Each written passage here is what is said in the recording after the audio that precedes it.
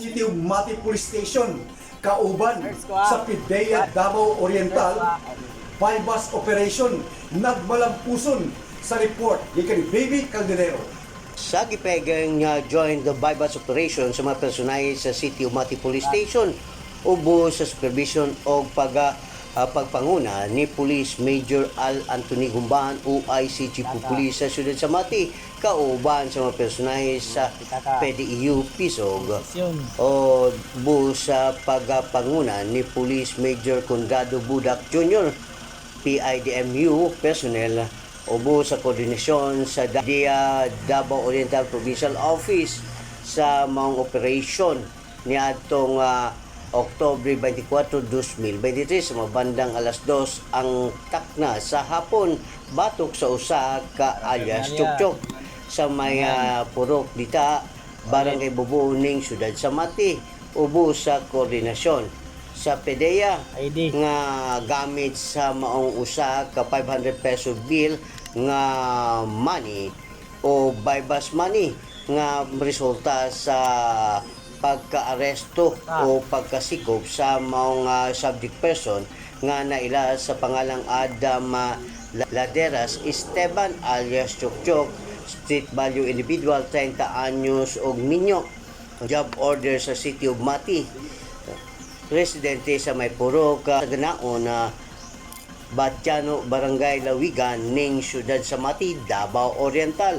Nakuha ang usa ka small elongated heat shield transparent plastic shade sa gituang Dogang Cebu. Upat ka pieces nga medium square size heat shield transparent plastic shade sa gituang Dogang Cebu kun white crystalline substance. O usa ka medium rectangular size heat shield transparent plastic shade sa gituang Dogang Cebu. Tulo ka pieces nga medium elongated size heat shield transparent plastic shade o plastic shade with white crystalline substance ko gituang Dogang Cebu. Usa ka improvised glass tutor o usa ka weighing scale kung timbangan sa maong dogang.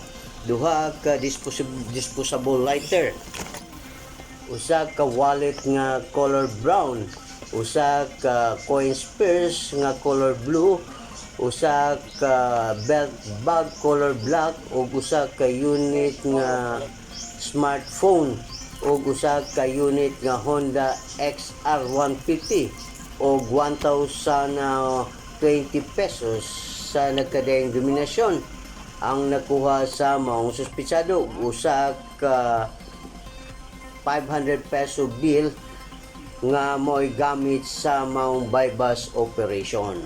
Ang mga nakuhang Dogang Cebu gibana-banaan kani nga kabat sa napulo ka gramo kung 10 grams nga anaa sa street value nga 60,000 ka pesos ang maong kantidad sa Dogang Cebu.